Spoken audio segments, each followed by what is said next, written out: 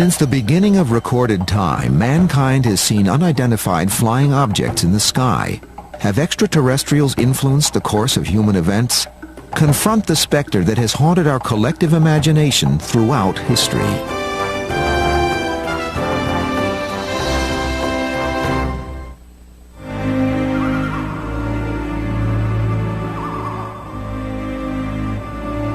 For thousands of years, we have gazed in awe at the night sky. In watching their slow yet relentless movement across the heavens, people discovered that the changing pattern of the stars precisely matched the ebb and flow of seasons. This allowed for the development of the calendar and the rise of agriculture.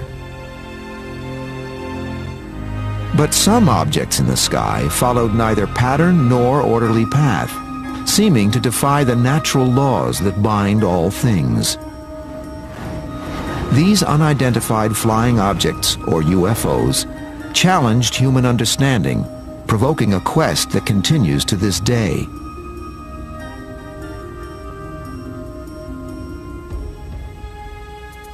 You'd have to say that UFO evidence goes back as far as man has left any records at all, because even in ancient cave art 20,000 years ago or so in France and Spain, there are objects, drawings that look like modern flying saucers.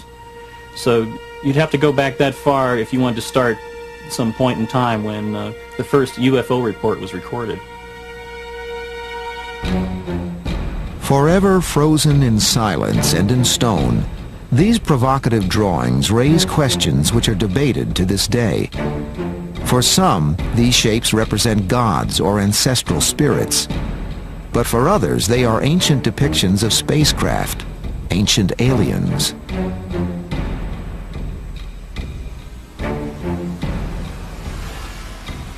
Texts from the world's earliest civilizations, including Sumeria some 5,000 years ago, mention strange aerial phenomena and the beings who controlled them.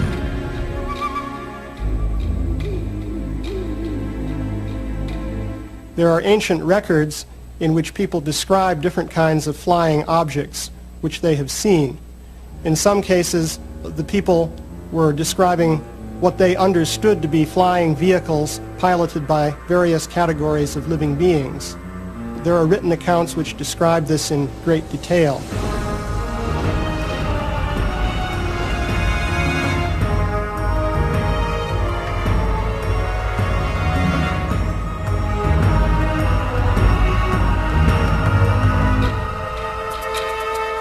The images are provocative and controversial.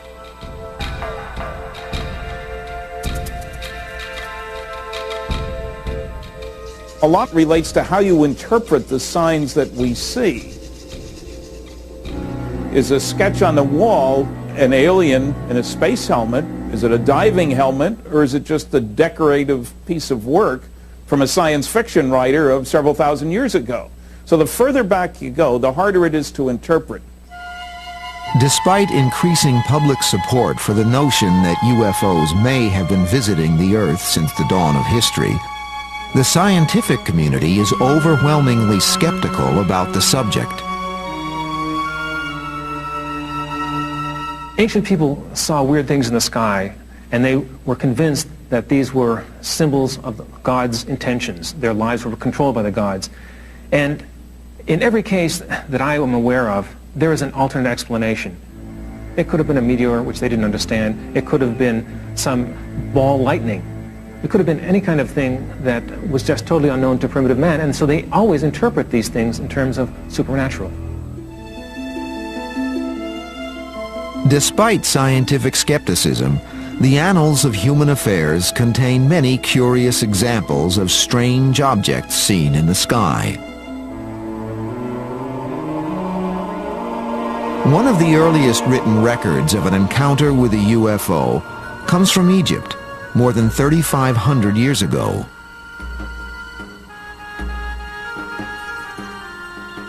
There's a story about Thutmose III, Egyptian pharaoh, who saw circles of fire in the sky and started off with one, and then the report says that there were, a few days later, there were many of them in the sky.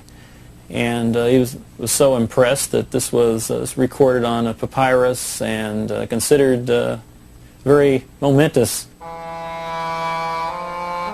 In the year 22 of the third month of the winter, a circle of fire appeared in the sky.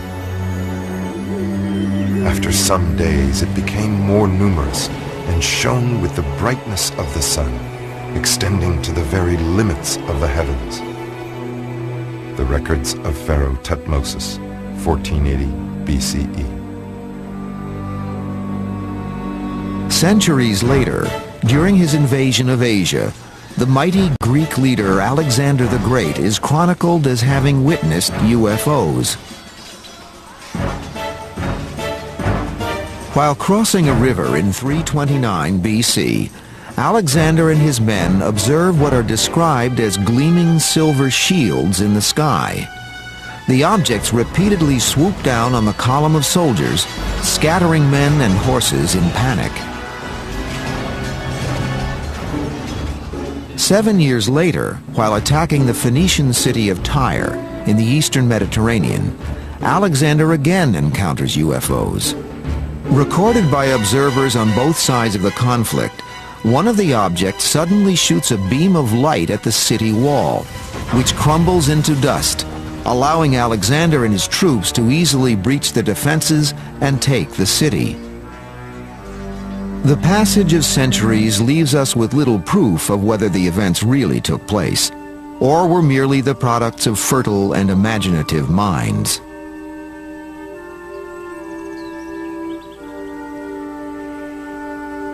Remember, the working hypothesis for historians for hundreds of years has always been that mankind is alone, that there are no intruders from outer space, that there were no advanced civilizations, that our civilization, and each generation thinks this, is at the peak. We're it. Well, unless you throw out those assumptions, there's no way you're going to get at the truth of these old accounts. Many of the accounts are mystifying indeed.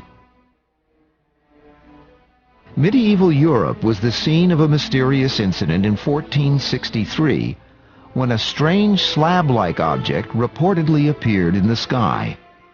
Surrounded by flames and a bright light, it glided eerily above the landscape. This drawing was made by Hermann Schaden, a witness to the event. A century later, another witness recorded this unearthly occurrence above the skies of Nuremberg, Germany. On the morning of April 14, 1561, huge round cylinders were said to have appeared above the city. Smaller circular objects emerged from them, appearing to engage in battle with one another. 5 years later, a similar display was reported above Basel, Switzerland. This time, many of the objects attacked one another, were consumed by fire, and then vanished without trace. Once again, the encounter was documented by a local witness.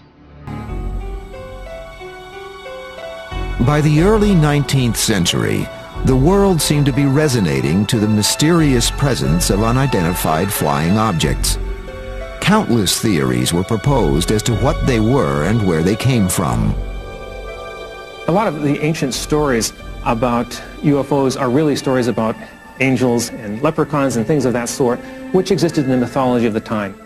They're, I think, a product of the very powerful fantasy ability of the mind. After all, everyone dreams. The subject of UFOs is a sensitive one, with supporters on opposing sides of an ongoing debate.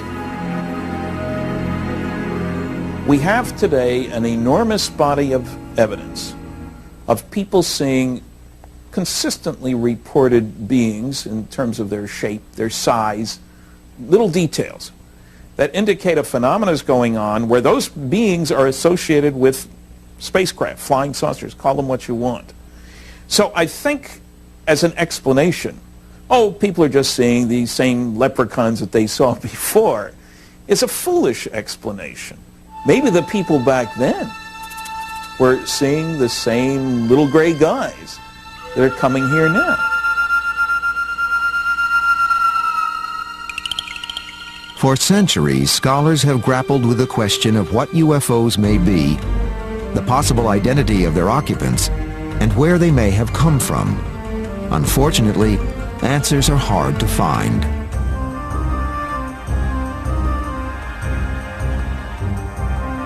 When we return, we look to an unlikely source for the answers. Some of the earliest accounts of UFOs ever recorded may be contained within the pages of the Holy Bible.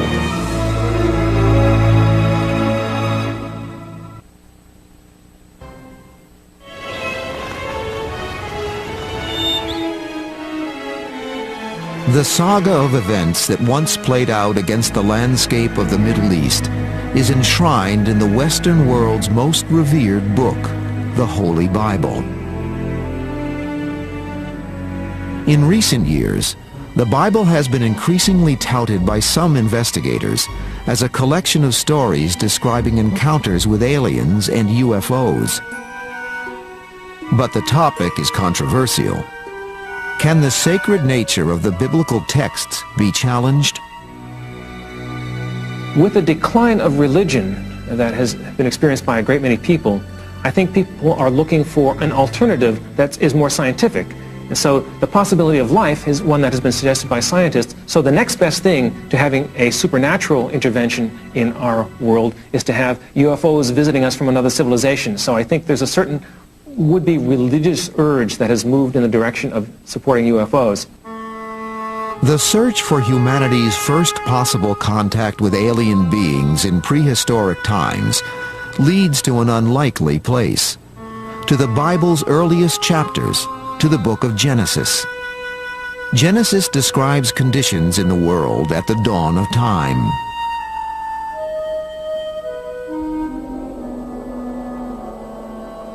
There were giants in the earth in those days, and also after that, when the sons of God came in unto the daughters of men, and they bore children to them. Genesis 6:4. Exactly who were the giants in the earth and the sons of God mentioned in the text? While most English Bibles use the word giants, the original Hebrew word is Nephilim. One translation of the word Nephilim is the men who came down, or those who came down, meaning those who came down from the sky. So it may not mean necessarily that they're physical giants. They could just be something like great heroes that came down from the sky and produced a hybrid race. For many investigators hoping to unlock the mystery of UFOs in the ancient world, the Bible contains other intriguing clues. The Bible is full of UFO references that can be interpreted as such, and they were very well recorded. One of the best examples of classic UFO story is the story of Moses. 3,500 years ago, an epic period in biblical history begins when Israelite slaves are finally released from bondage in Egypt. Under the leadership of Moses, they begin a 40-year trek through the wilderness, en route to the Promised Land. But according to the Bible, something very mysterious guides the multitude through the barren desert.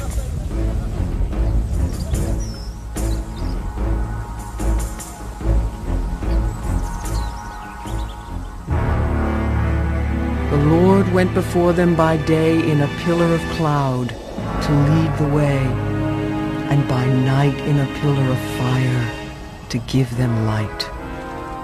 Exodus 14:21.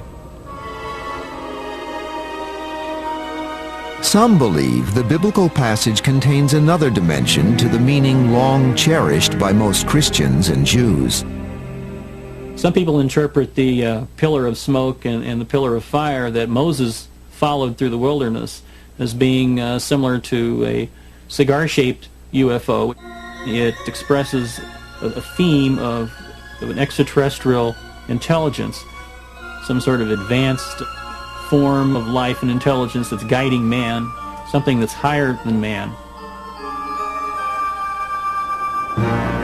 Some of the most intriguing biblical passages concern Mount Sinai and the handing down of the Ten Commandments.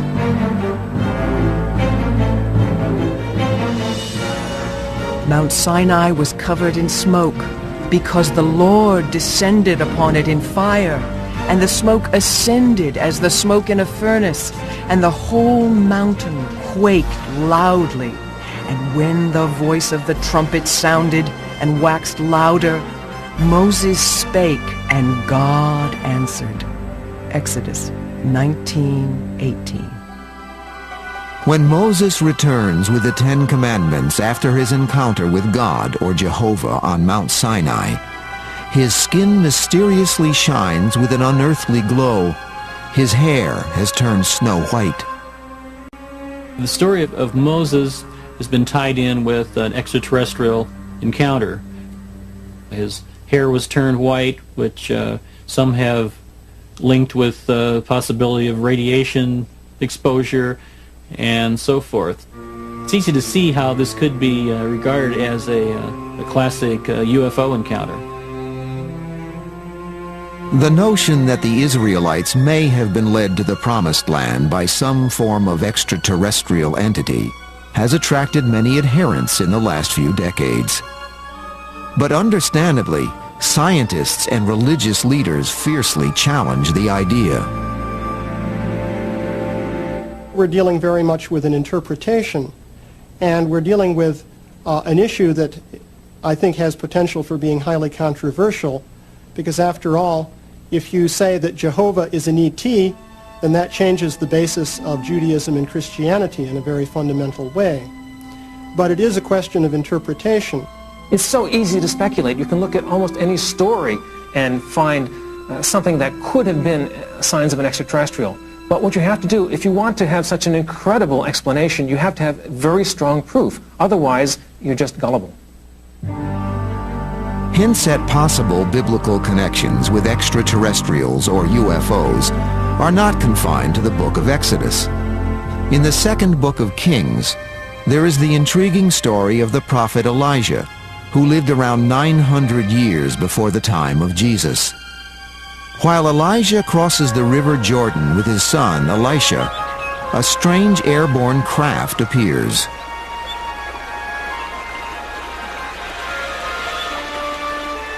And it came to pass as they went on and talked that, behold, there appeared a chariot of fire and horses of fire, and parted them both asunder.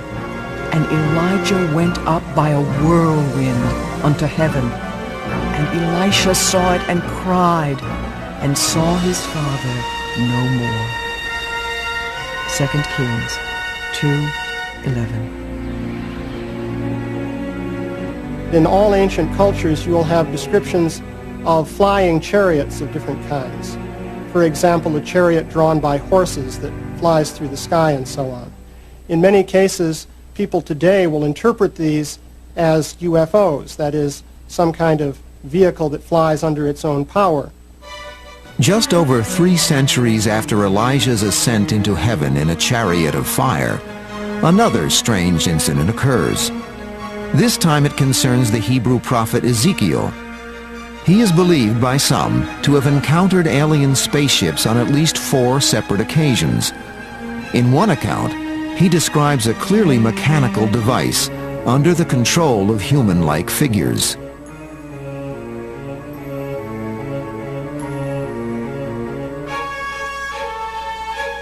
I saw 4 wheels, one wheel beside each cherub. In appearance they were like sparkling topaz, and all 4 were alike, like a wheel within a wheel. They moved in any 4 directions, never swerving from their course. Ezekiel 10:8. Based on the biblical description of the strange flying device, in the 1960s, NASA engineer Joseph Blumrich constructed this model. Is this what Ezekiel saw? I don't know what Ezekiel saw, if he saw anything. One possibility is he was dreaming. Another possibility, he had some hallucinogenic mushroom or something of that sort.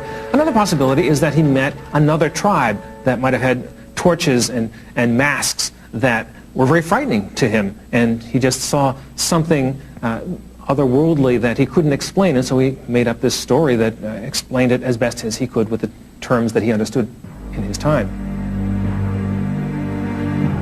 Despite the ambiguity of biblical accounts, other records from prehistory have intensified the debate.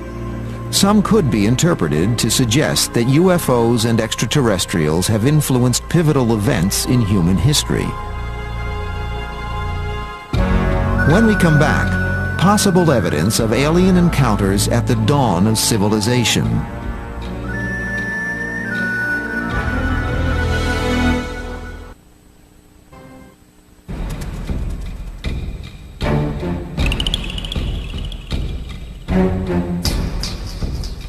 Artifacts discovered throughout the Near East speak of a time when humanity's ancestors came to Earth from the heavens. Hundreds of clay tablets and cylinder seals depict human-like beings with wings, linking them with the sky, and always conspicuous, the stars.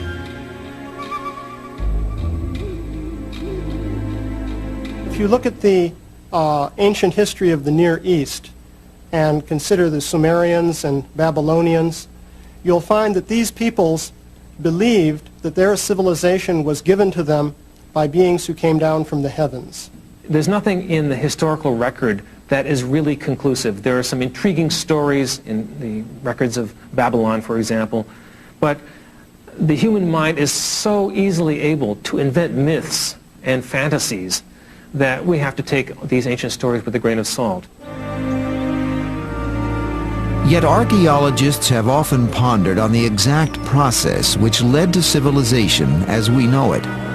For it was with the suddenness of a sunrise that human ingenuity and engineering skills arose from the Stone Age and burst forth onto the landscape of history.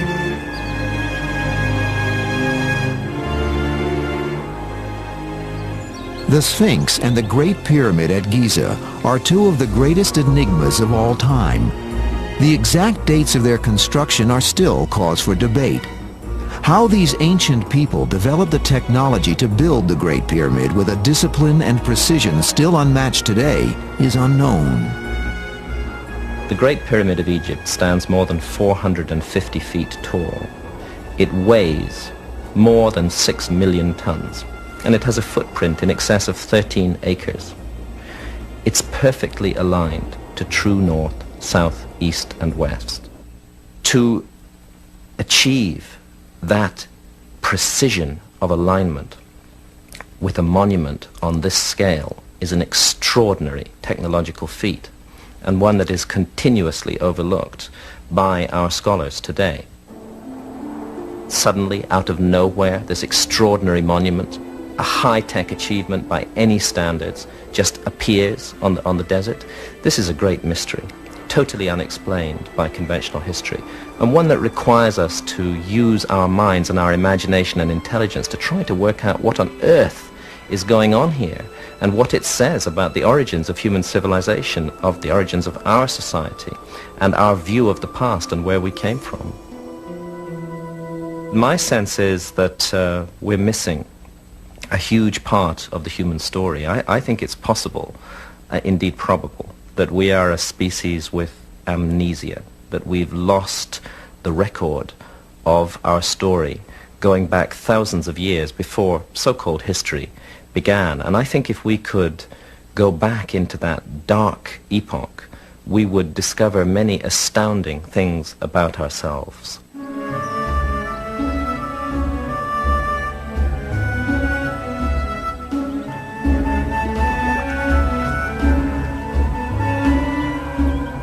Egypt and the Near East are not the only regions where ancient ruins taunt the mind with the riddle of how they came into being.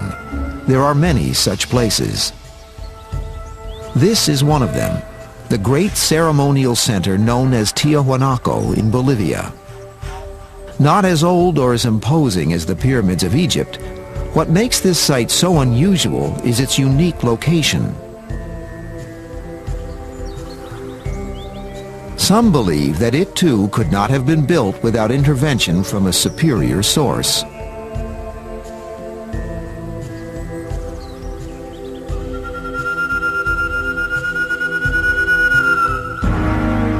The biggest blocks at Giza weigh 200 tons. The biggest blocks at Tiwanaku weigh 400 tons.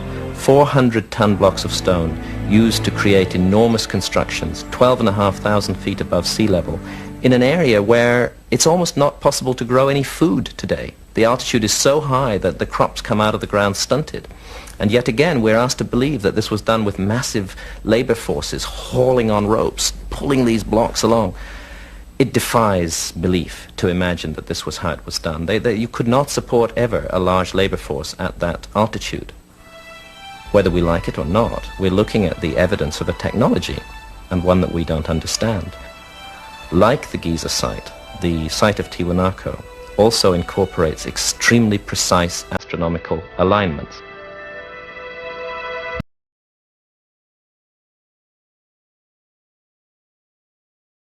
Site of all in South America are the Nazca Lines in Peru.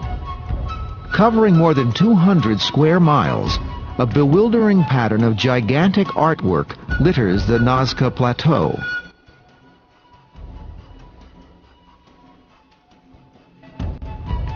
In addition to figures of birds, spiders, and animals, arrow-straight lines stretch out to every point of the compass. Believed to have been laid down here more than 2,000 years ago, they are observable only from a great height.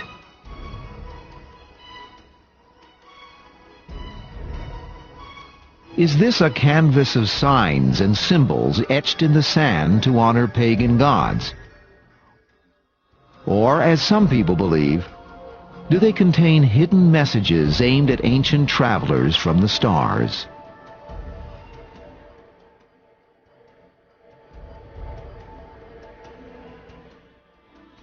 These are very remarkable sculptures made by essentially moving pebbles so as to change the color tone of the desert surface.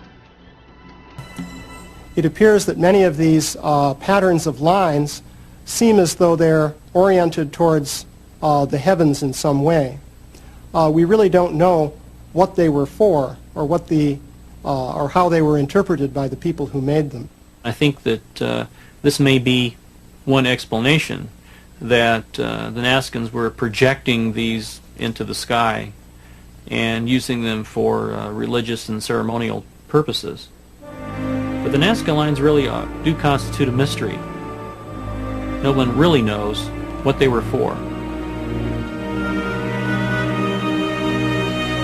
Like so much of the ancient world, Nazca broods silently, its secrets lost in time.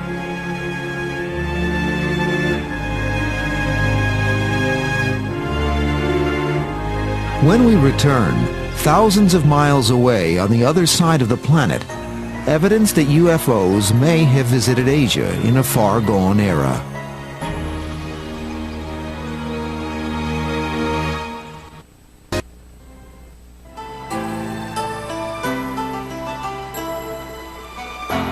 Asia, ageless land of 1,000 legends.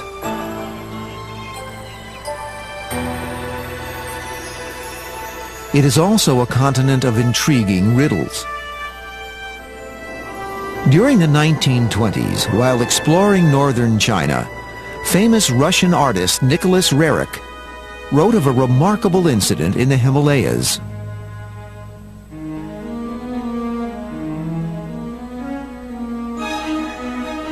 On August 5th, we were in our camp, and at about 9:30, some of our caravanners noticed a huge shining oval shape flying high overhead.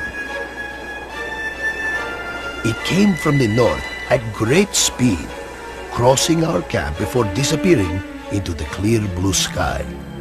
It had a bright, luminous surface, brilliant in the sun.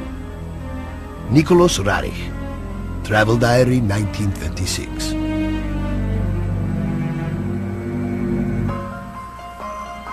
In the long history of this vast and beautiful continent, it seems that the UFO phenomenon has shaped many myths and stories handed down from generation to generation. A brief glance at the texts of ancient India is revealing, for here too we find the haunting presence of strange phenomena observed in the sky. Gurkha, flying a swift and powerful Vimana, hurled a single projectile charged with all the power of the universe. An incandescent column of smoke and flame, as bright as 10,000 suns, rose with all its splendor. The Mahabharata. Compiled some 2,000 to 3,000 years ago, the Mahabharata is a Hindu poem written in Sanskrit. 10 times longer than Homer's Iliad and Odyssey combined, it is a saga of conflict on a cosmic scale. The plot of the Mahabharata, which is the great epic of ancient India, has to do with an invasion of the Earth by negative extraterrestrial forces.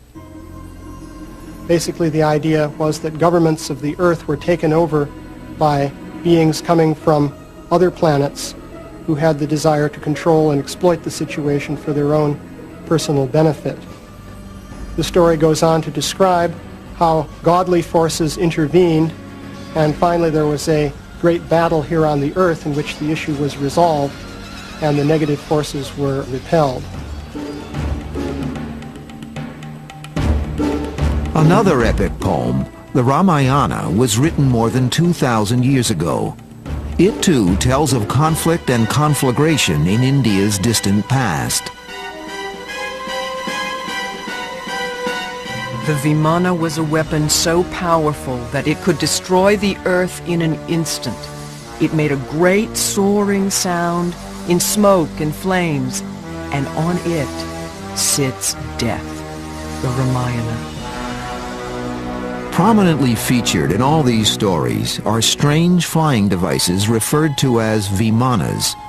Could they have been UFOs?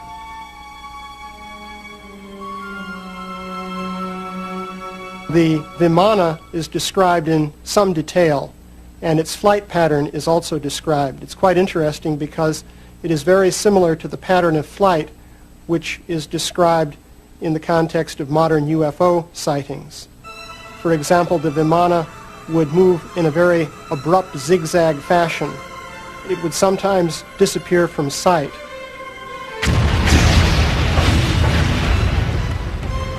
The earth shook, scorched by the terrible violent heat of this weapon.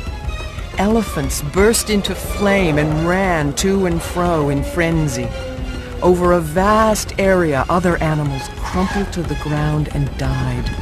From all directions, the arrows of flame rained continuously and fiercely from the Vimanas. The Mahabharata.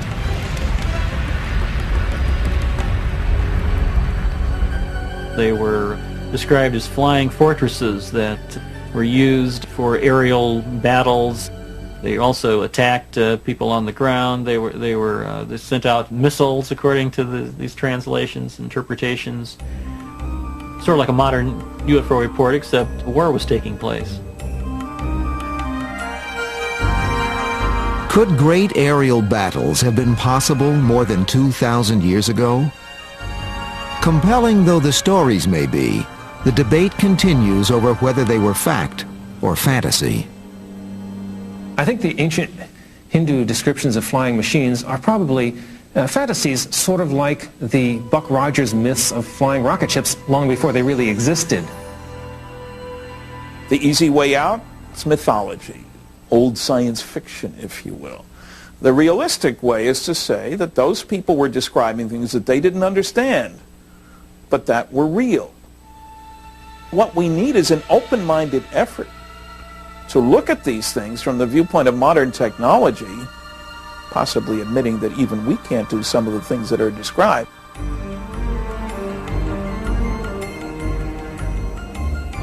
Asia would not be the last place where UFO phenomenon occurred. When we return, a spate of sightings appears throughout the four corners of the modern world and causes a sensation.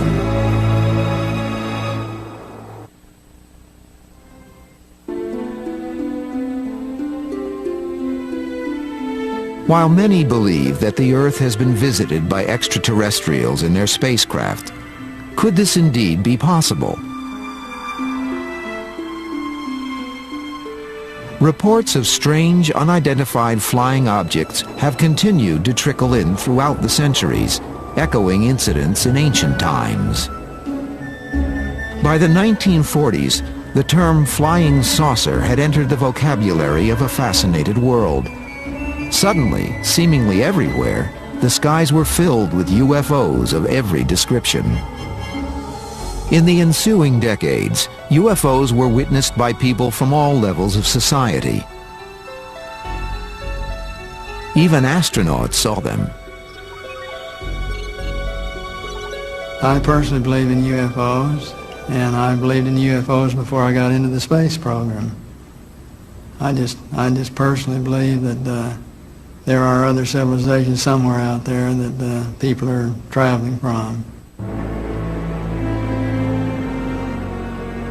This was in the early 1950s when I was flying fighters in Germany. And these objects were coming over our base that appeared to be the same kind of formations that we fly in our fighters. On occasion, their movements were more erratic than ours, which meant they could really accelerate laterally and accelerate fore and aft more readily than we do. But we felt that they looked very much like high-flying fighters, except they had no wings. They were certainly higher and faster than any airplanes we know of here on Earth at that particular time, and they certainly appeared to be saucer-shaped and metallic.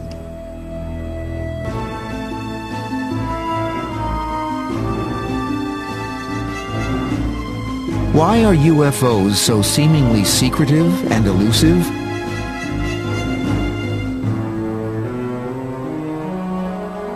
If extraterrestrials are visiting the Earth, some believe that this question only can be answered by direct face-to-face contact with them.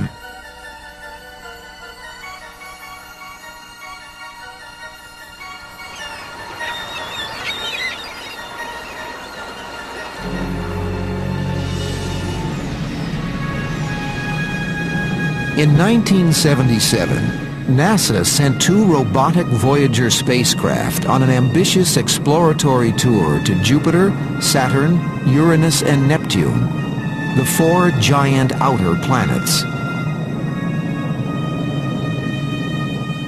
Their epic journey took 12 years to complete, but they acquired more scientific data about our solar system than had been learned in the previous 5 centuries.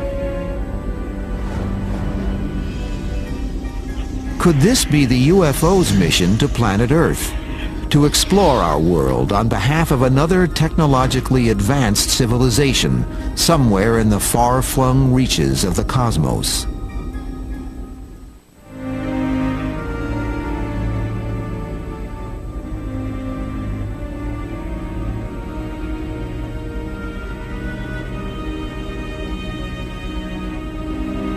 While we now know that the chances of finding intelligent life in our solar system are extremely unlikely, our sun is but one of billions in our galaxy, and the galaxy itself is but one of countless galaxies spread throughout the universe. With these odds, can we be alone? In August 1996, scientists announced that life might have once existed on Mars. Just a few months earlier, the first planet orbiting another sun was confirmed. Though 8 light-years, or a staggering 50 trillion miles from Earth, on the cosmic scale, that is literally just down the road from our own backyard. Today, we know a lot about the universe, and we know there really is a possibility that there could be life out there. But most of what you hear about it is nonsense, because people accept the most bizarre stories without proof. And there are many stories from all over the world of people seeing strange lights in the sky. Some of them are true. There are strange lights in the sky, but they usually have an explanation. There are all kinds of things going on around us, and the average person doesn't know about this, and they see something weird, and they say, wow, it must be extraterrestrial. So there's a tremendous amount of gullibility all over the world. We live on a planet revolving around a star in the middle of an unknown infinity of space. Isn't it arrogant and stupid to imagine that we're the only life in this enormous universe? If you take our ancient texts seriously, they all tell us that the universe was created as a home for life, that the universe is full of life. I think it's obvious that there are many other intelligent life forms in the universe, and I don't dismiss for a moment the possibility that they have visited Earth, perhaps in the past, perhaps even now. Despite the vast distances and technical difficulties involved in space travel, it is possible that an advanced civilization has visited our small blue planet sometime in its forgotten past. It is also possible that they brought with them a message from the stars that still lies buried beneath these ruins. This summer, best friends became enemies. He hung up on me. That's how mad he is. He laughed at me like it's a joke. Now, with the truckers all in the same room, are Rick and Hugh gonna have it out? It's a clash of the truckers, and it won't be pretty. Ice Road Truckers, On the Edge, concludes Sunday at 9, only on the History Channel.